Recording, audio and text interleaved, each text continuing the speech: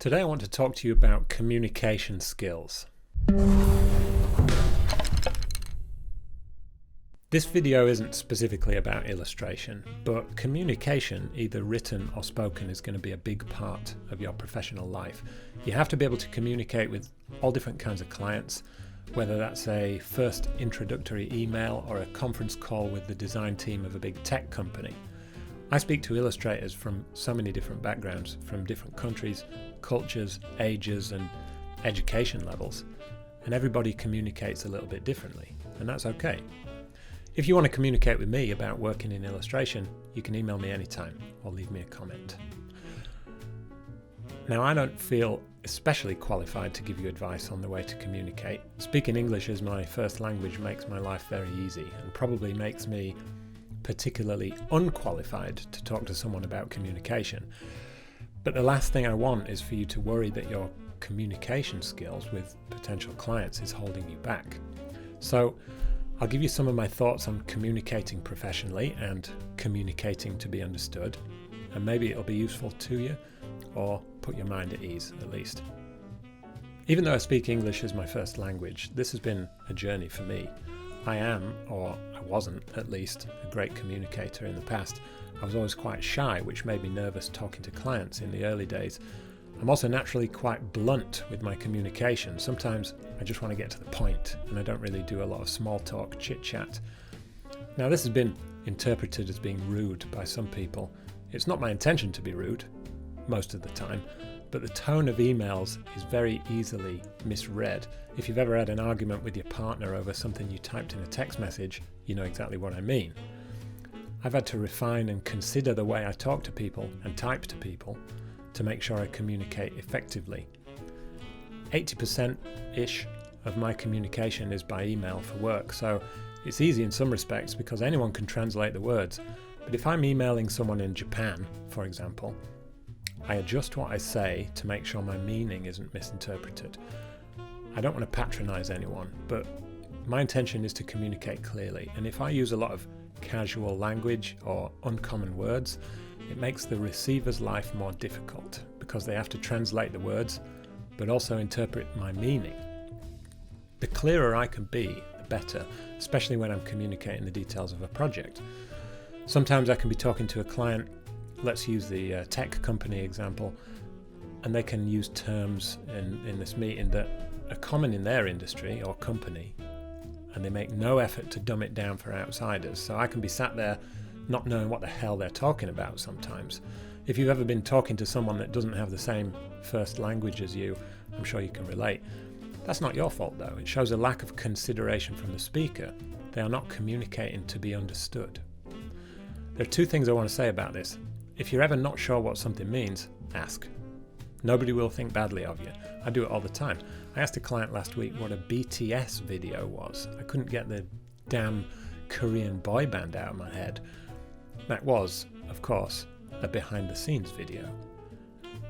Asking for clarification is the easiest, quickest, and most effective way to solve that particular problem, so don't be afraid to do it. The second thing is that you should communicate to be understood. And what I mean by that is, think about the most important things you need to communicate and lay them out in the simplest way possible. If I'm talking to an American client, I don't have to adjust my communication at all. It's easy. We speak the same language. The only possible thing I can think of is that if I'm emailing clients in America about specific dates, I write the dates in the American format rather than the UK format. I make it easy for them so there's no confusion about those dates. That makes it easier for me too because I know I've been understood. That's a very minor thing, and I don't think anybody notices even, but it's an example of communicating to be understood. If I'm speaking to an artist in Japan who I know doesn't speak English well, or at all even, and they use Google Translate to read my emails, I adjust the way I communicate a lot more.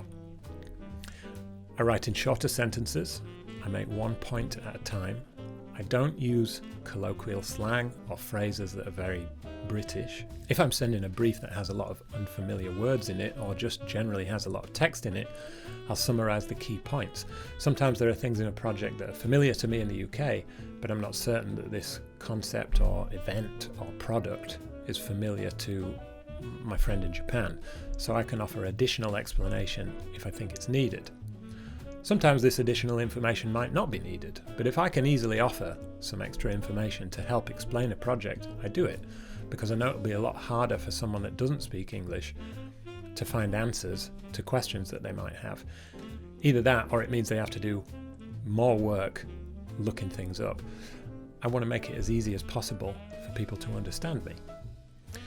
I don't change anything about myself. I don't pretend to be something I'm not. I just try to think about how my communication will be received. If your primary language isn't English, but you want to work with English-speaking clients, you'll probably rely on Google Translate quite a lot. There's no problem with that because it works really well, but you have to apply what I've been talking about. If you write in Russian, for example, in very casual language and in long sentences with multiple points, the higher the chance that the translation will be misinterpreted. Writing clearly and succinctly means you'll get a clear and succinct translation. I've worked with artists for months and months before I've even found out they don't speak English in some cases. They communicate to me by email in a way that I understand, and I do the same, and it works perfectly. Sometimes there are hilarious mistranslations or funny phrases, but it's definitely not a problem for me. I actually quite like it. This is really all about removing barriers, which I've talked about before. If you think there is a language barrier between you and your potential clients, I'm not suggesting you have to learn another language. You just have to find the most efficient way around that barrier. If you aren't confident speaking English, say so. But you don't need to apologize for it. It's just a part of modern life.